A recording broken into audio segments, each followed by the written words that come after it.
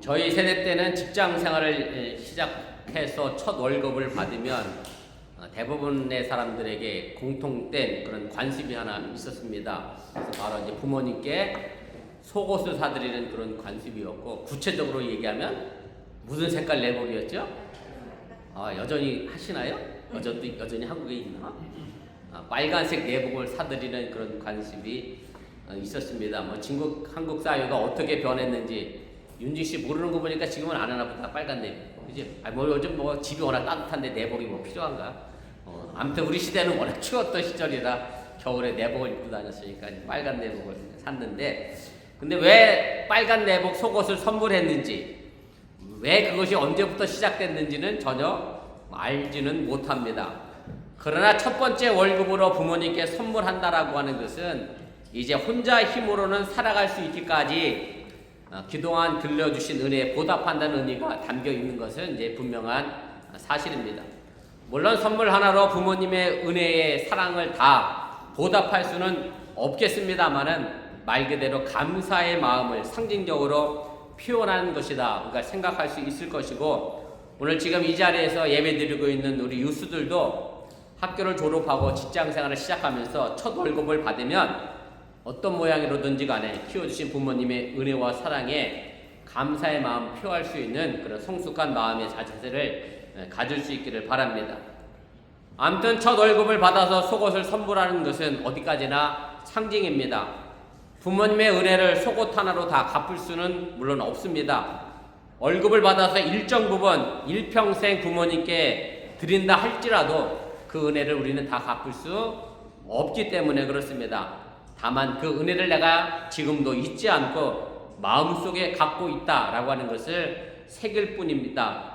그리고 이 은혜는 부모님이 살아계실 때만 있는 것이 아니라 부모님이 돌아가셔서 우리와 함께 계시지 않는다 할지라도 그 은혜가 없어지는 것은 아닌 것도 여러분들이 기억하시길 바랍니다. 그래서 우리는 명절이 되면 부모님께 인사를 드리게 되고 조상들께 차례를 지내게 됩니다. 오늘의 내가 있기까지 부모가 있었고 조상들이 있었다는 그런 말입니다. 한국의 기독교 선교가 시작되면서 유교 문화권과 심각한 충돌을 했습니다. 여러분들이 아시는 것처럼 바로 제사나 차례를 지내는 것이 기독교에서 우상숭배로 배척했기 때문에 그렇습니다.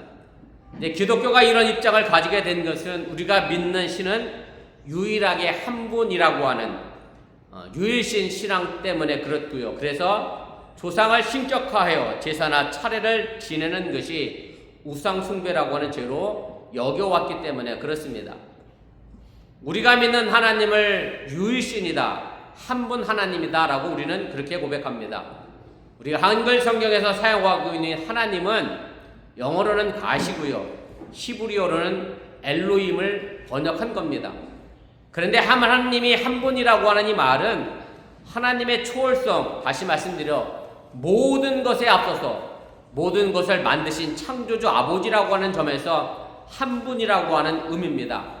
모든 만물을 만들고 낳은 그분이 하나라고 하는 말입니다. 쉽게 말하면 자식은 여러 명 있을 수 있습니다만은 아버지는 하나인 것과 마찬가지입니다.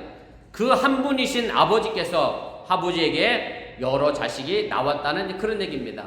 이런 의미에서 하나이며 존재의 근원이라고 하는 의미에서 하나라고 하는 말씀임을 여러분들이 깨달으시길 바랍니다. 나아가 하나님이 만드신 모든 존재와 세계는 결국 하나님으로부터 나왔습니다. 그래서 창세기 1장에서 말하는 것처럼 하나님은 말씀으로 모든 것을 지었기 때문에 하나님의 말씀이라는 것이 결국 하나님의 뜻이고 하나님의 꿈이고 하나님의 섭리고 하나님의 정신이기 때문에 하나님의 말씀으로 만들어진 모든 만물 속에는 하나님의 신성함이 깃들어져 있습니다. 그리고 더욱이 사람을 하나님의 형상대로 만들었다라고 말씀하고 있는데, 형상이란, 모습이란 결국 하나님의 본질을 의미하는 것이고 하나님의 신성함을 나타내기 때문에 그러게 사람은 하나님의 성품과 본질을 가진 신성한 존재들입니다. 그래서 제가 지난주에도 설교드렸던 것처럼 사회적 가치로 사람을 평가하는 게 아니라 하나님이 깃들어져 있는 신성한 존재이기에 사람 조차로서의 가치가 우리에게 주어져 있음을 여러분들이 잊지 마시길 바랍니다. 그러기에 우리 모두는 다 하나님의 자녀라고 하는 사실입니다. 이제 한국에서는 오늘이 추석이고 미국에 사는 저희들에게는 내일이 추석입니다. 추석은 한 해의 첫 수확물을 거두고 오늘의 우리를 있게 하신 부모님과 조상께 감사를 드리는 우리 아름다운 명절입니다.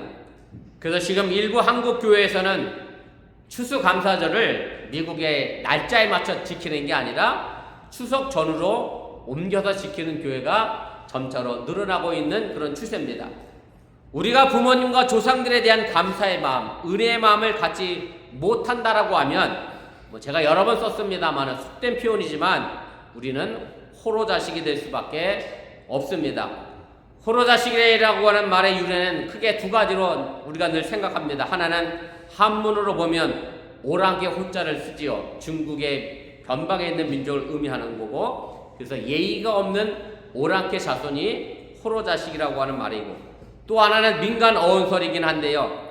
호로가 홀로라고 하는 단어에서 나왔다라고 이제 주장하면서 얘기하는 건데, 홀로는 혼자, 외톨이라고 하는 뜻이고, 그래서 부모 없이 홀로 난 자식을 호로 자식이다라고 이야기하는 것이 아닌가, 그런 어원설도 있습니다. 다시 말씀드리면 부모와 조상 없이 홀로 하늘에서 뚝 떨어진 것처럼 생각하는 사람들을 욕할 때 쓰는 말인데, 호로 자식과 발음이 비슷해서 생긴 어원설이다. 여러분들이 그렇게 이해하시면 틀리지가 않습니다. 실제로 유대인들은 부모님을 두고 땅의 하나님이라고까지 말합니다. 부모님께 예를 표시하고 감사하는 것은 지극히 당연하고 마땅히 해야 할 의무라고 하는 사실을 잊지 마시기를 바랍니다. 저희 집안은 제 아버지 때부터 기독교인이 되었고 결국 아버지는 목사가 되었습니다. 그러다 보니 특별히 제사나 차례를 지내지는 않았습니다. 추석이 되면 형제들이 함께 모여 예배를 드리고 앞서 가신 조상들에게 성묘를 하고 같이 식탁을 나눕니다. 그런데 모든 일가 친척들이 기독교인이면 별 문제가 없는데 이제 그렇지 못한 가정이 있다 보니 추석 명절에 차례나 제사 지내는 문제로 적지 않게 갈등을 겪고 있는 집안도 사실 많다라고 하는 얘기입니다. 이런 부분에서 우리 기독교인들에는 지혜가 필요합니다. 차례를 지내지 않는 기독교인들을 비난하는 이유 중에 하나가 이렇게 얘기해요. 신식이라고 음식 준비하기 싫으니까 일부러 제사 때 안 온다. 그리고 다 끝나면 밥만 먹으러 온다. 이렇게 하는 사람도 있고, 아니면 조상의 은혜를 모른 척하는 사람들이 이제 기독교인이다. 이렇게 지적을 하게 하는데, 그래서 우리 기독교인들이 그들에게 선교하려고 하면 조금 더 부지런해야 합니다.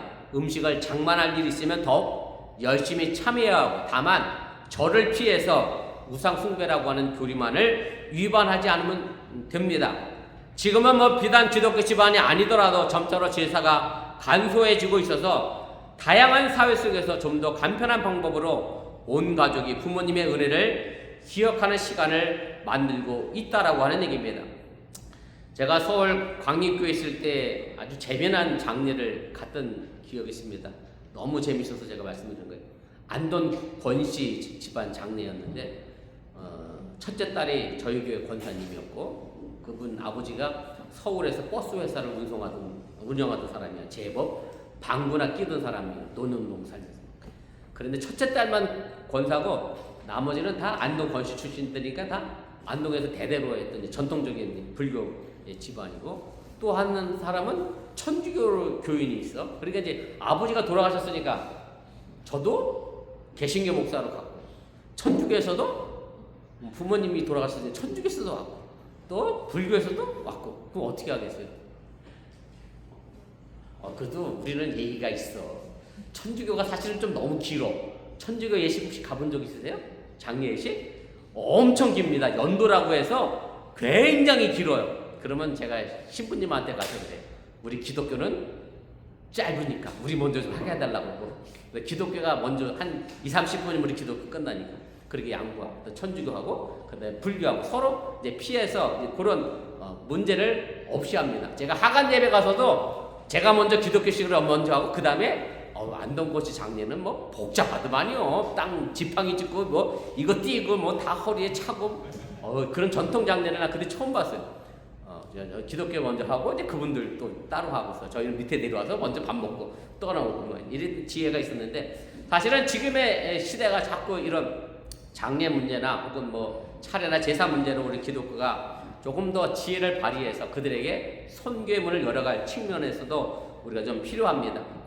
조선시대의 성리학을 발전시켰던 태계 유황이 제사에 관하여 이런 말을 했습니다.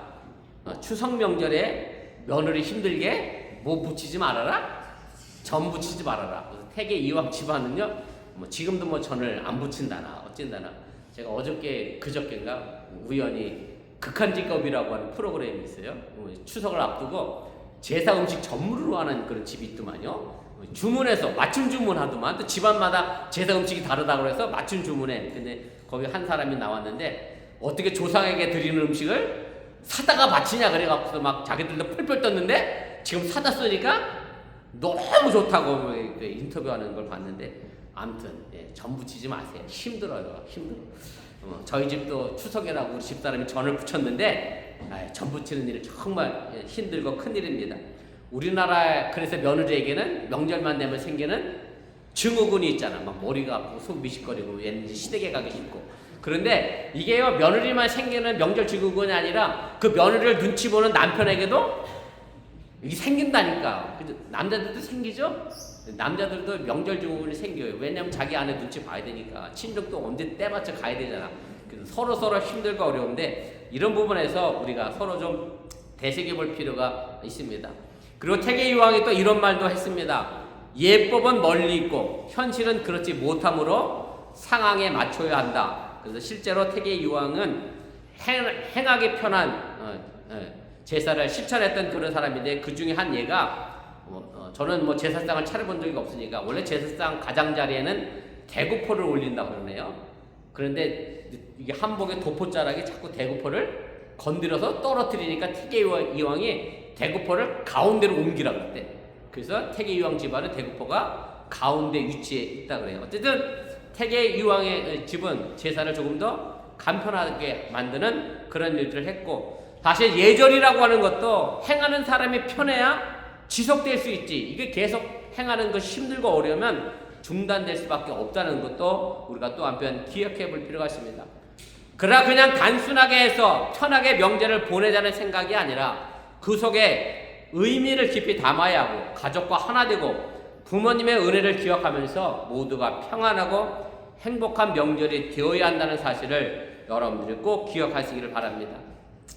오늘 우리가 함께 읽은 본문은 이스라엘 백성들이 가나안 땅에 정착해서 하나의 농사를 짓고 첫 월급이 아닌 첫 수확물을 가지고 하나님께 감사의 제사를 드린 가운데 말하는 신앙 고백입니다. 이 신앙 고백을 신학적으로 얘기하면 역사 신조라고 말합니다. 물론 여기서 말하는 역사란 조상들의 역사를 말합니다. 즉 이 신앙 고백은 하나님께 대한 감사만을 말하지 않습니다. 그 감사를 조상들로부터 시작합니다. 이 역사의 신조의 첫 부분을 이루고 있는 본문 5절은 그래서 이렇게 시작합니다. 제가 다시 읽을 테니까 함께 보시면 좋겠습니다. 내 조상은 떠돌아다니면서 사는 아람 사람으로서 몇 안 되는 사람을 거느리고 이집트에 내려가서 거기에 몸붙여 살면서 거기에서 번성하여 크고 강대한 민족이 되었는데, 그래서 쭉 5절부터 해서 10절 중반까지 이어지는 이 역사의 신조는 명문화된 이스라엘 최초의 신앙 고백이고요. 이스라엘 백성이 하나님께 대한 신앙을 역사적으로 회고하며 고백하는 그런 내용으로 이루어져 있습니다. 하나님께 와서 드리는 감사의 제사, 예배 속에서 이루어진 신앙 고백이면서도 이 고백은 조상들의 이야기로 시작하고 있음을 여러분들이 깨달으시길 바랍니다. 이들의 하나님은 그냥 하늘에만 계신 하나님이 아니었다고 하는 얘기입니다. 조상들과 함께 했던 하나님입니다. 조상을 말함이 없이 하나님을 말할 수 없다는 겁니다. 그래서 7절에서는 우리 조상의 하나님이라고 하는 말을 쓰고 있습니다. 바로 이 신앙의 고백이 우리의 고백이 되어야 합니다.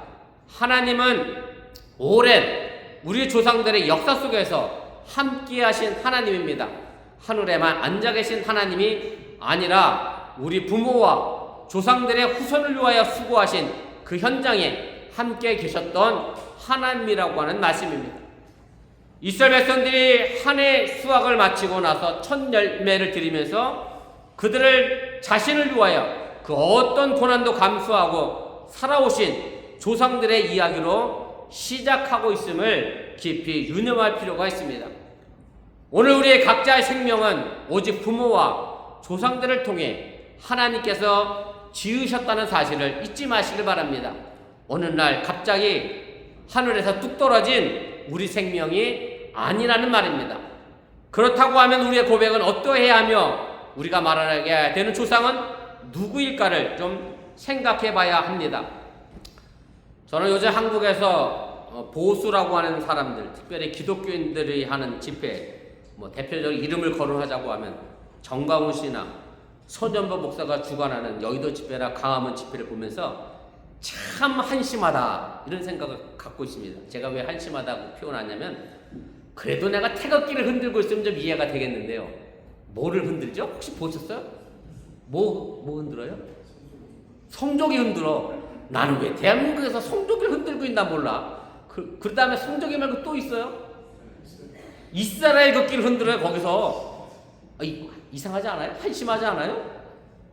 미국과 이스라엘이 우리 쪽 대한민국과 무슨 상관이 있다고 거기서 집회를 하면서 성조기를 흔들고 이스라엘 깃발을 흔들고 있는지 참 이해가 안 되고 한심하다 그런 생각이 듭니다. 이미 고인이 되셨습니다마는 제가 언젠가 한번 말씀드렸는데 탤런트 문성근 씨 있잖아요. 문성근 씨 아버지예요. 고 문익환 목사님이 생전에 자주 신학생들에게 했던 말이 있습니다. 우리나라 헌법 전문을 주면서 하신 말씀인데 신학생들에게 우리나라 헌법을 알고 있느냐 이렇게 물으시면서 이렇게 얘기했다는 거예요. 우리 헌법도 모르면서 구약 성경에 나와 있는 남의 나라 뭐는 많이 알고 있어요? 율법만 알고 있지 않느냐? 이런 뼈아픈 질문을 신학생들에게 자주 하셨던 적이 있습니다. 여러분들은 이 고 문익환 목사님의 말을 어떻게 생각하시는지 모르겠습니다. 우리가 구약 성경의 율법을 배우는 것은 내가 살고 있는 나라의 법을 위해서입니다. 우리가 성경 역사 속에 이스라엘 역사를 배우는 것은 이스라엘 역사처럼 살라고 하는 의미가 아니라 내가 살고 있는 나라와 역사와 신앙을 위해서 그 역사를 거울 삼기 위하여 우리가 그 역사를 배우고 우리가 가르치고 있다라고 하는 얘기입니다. 이스라엘에게 이스라엘 조상에 하나님이 있다라고 하면 우리에게는 우리 조상에 하나님이 있다고 하는 사실을 여러분들이 잊지 마시길 바랍니다. 우리의 삶의 고향은 미국이나 이스라엘이 아니라 대한민국입니다. 조국이 바뀌고 역사가 바뀌어서는 안 된다라고 하는 얘기입니다. 우리가 섬기는 하나님은 이스라엘 조상의 하나님이 아니라 우리나라 조상의 하나님이라고 하는 사실 또한 여러분들이 믿으시길 바랍니다. 우리가 예수를 믿는다고 해서 우리 민족과 우리 조상이 바뀌지 않습니다. 우리의 역사 속에서 활동하시고 움직이신 하나님을 향한 신앙을 고백해야 한다는 그런 말씀입니다. 제사를 지내는 사람들 중에 조상 귀신이 와서 밥을 먹고 간다고 믿는 사람들이 있습니다. 우리 집사람도 가끔 그래요. 우리 어머니도 제사께 하나 드렸었거든. 그래서 밥을 먹으면 뭔가 밥이 맛이 없고 사가 있고 뭐가 침이 묻은 것 같은. 그래서 그 음식은 이렇게 그 맛이 좀 그렇대. 근데 귀신은요 밥을 먹고 가지 제 생각엔 안 씁니다. 밥을 못 먹고 갑니다.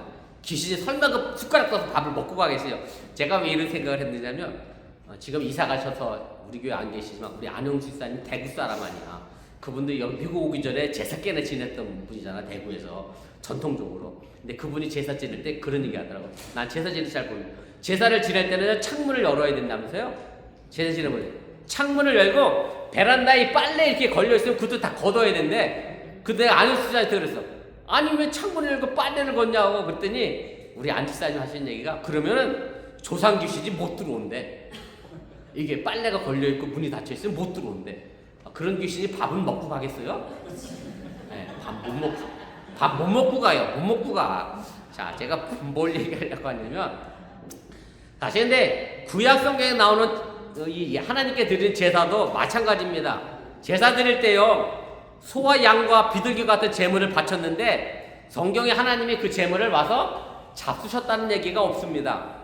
그럼 왜 상을 차리고 비둘기를 바치고 제물을 바치고 소와 양을 바치는가 하면 본문 10절 11절에 그 이유를 우리에게 알려주고 있습니다. 제가 다시 한번 읽어보겠습니다. 여러분들 좀 함께 읽어보겠습니다. 시작. 주님, 주께서 내게 주신 땅의 첫 열매를 내가 여기에 가져왔습니다. 그리고 너희는 그것을 주 너희의 하나님 앞에 놓고 주 너희의 하나님께 경배드리고 내 사람과 너희 가운데 사는 외국 사람과 함께 주 너희의 하나님이 너희와 너희 집안에 주신 온갖 좋은 것들을 누려라.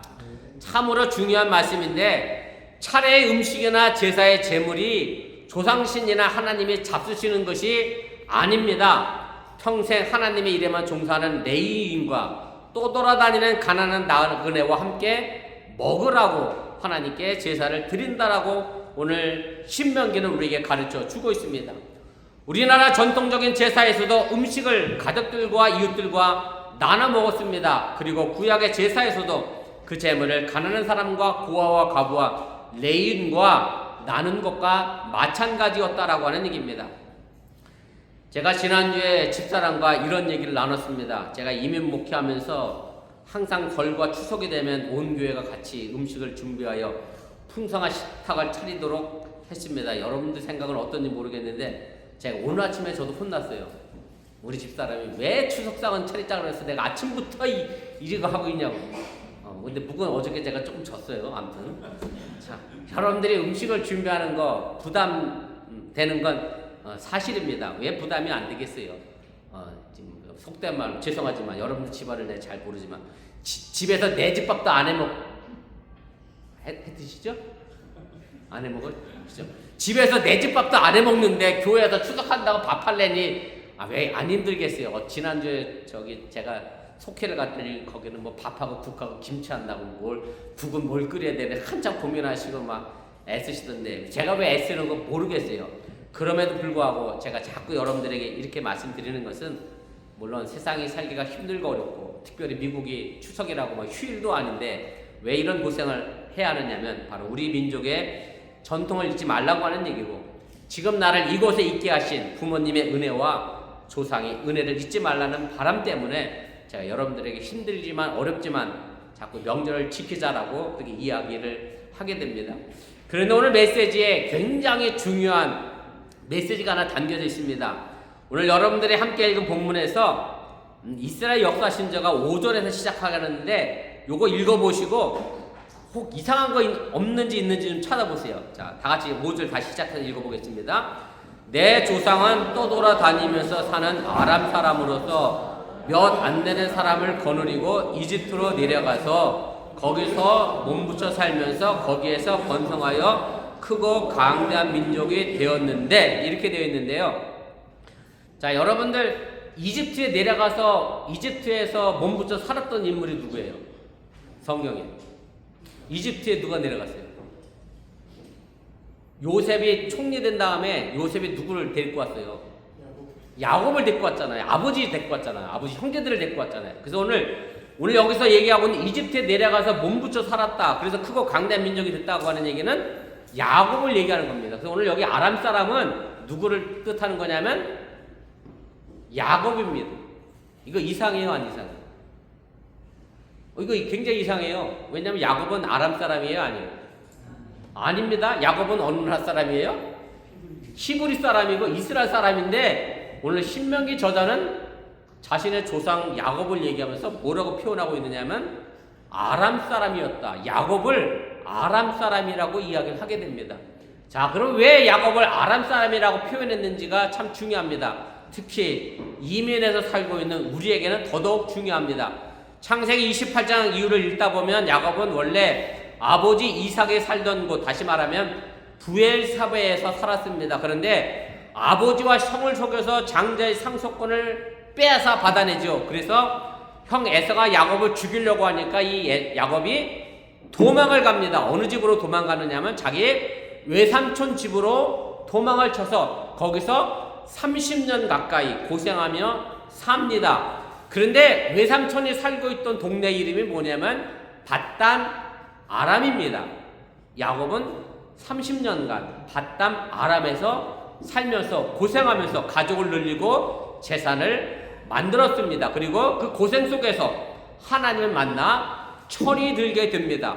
온갖 어려운 고생을 하게 한 것, 바로 그것이 밧담 아람이기에 오늘 야곱을 아람 사람이라고 신명기 저자는 표현하고 있습니다. 그러나 거기서 그 고생한 땅에서 야곱은 성숙한 사람이 되었습니다. 그 모진 고난의 땅에서 야곱은 하나님을 만났습니다. 바로 그것이 야곱의 고향이 되었습니다. 그래서 아람 사람이라고 말합니다. 바로 그것이 야곱의 고향이었다라고 하는 얘기입니다. 고향은 단지 태어난 곳이 아닙니다. 적어도 성경 속에서는 육적인 출생지가 고향이 아닙니다. 영적인 출생지가 우리에게 고향이 됩니다.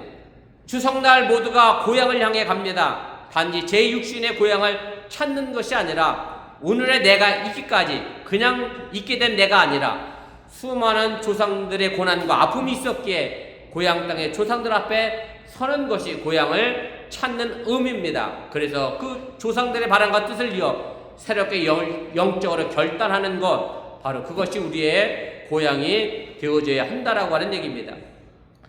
우린 지금 어디 사람입니까? 이민자로 살다 보니 특히 우리 자녀들은 이런 정체성의 문제에 빠지게 됩니다. 제가 한국말 잘못하는 뉴스들에게 가끔 물어요. 너 한국 사람이야, 미국 사람이야? 그럼 대부분 뭐라고 대답하는지 아세요? 뭐라고 대답할 것 같아요? 뉴스 예배 때 내가 물어본다니까. 대부분요 미국 사람이라고 그래. 미국 사람. 왜 법적으로 맞거든. 시민권자니까. 그건 내가 그래서 너 성이 뭐야? 라스 이름이 뭐야? 그러면 다 뭐야 또 뭐 있어? 뭐 김이 뭐 조. 야 박이 김이 미국 사람 라스네임이냐? 그러면 애들이 할 말이 없어. 예, 안 바뀌어. 이건 죽어도 안 바뀝니다. 네. 그러니까 우리가 미국 사람인지 한국 사람인지 우리 뉴스가 참 정체성에 문제가 생기는데 여러분들 잘 세워주시길 바라고, 지금 내가 버겁게 살아가고 있는 삶의 현장이 지금 우리의 고향임을 여러분들이 잊지 마시길 바랍니다. 그래서 훗날 여러분들의 자손들이 조상들인 여러분을 두고 하나님께 예배를 드리면서 고백해야 될 신앙의 첫머리가 바로 이스라엘 백성들이 행했던 신앙의 고백인 것처럼 내 조상은 떠돌아다니면서 사는 아람 사람으로서 이렇게 이제 고백을 했잖아요. 그런데 여러분들의 자녀와 그 자손들이 여러분들에게 이렇게 고백하면 좋잖아요.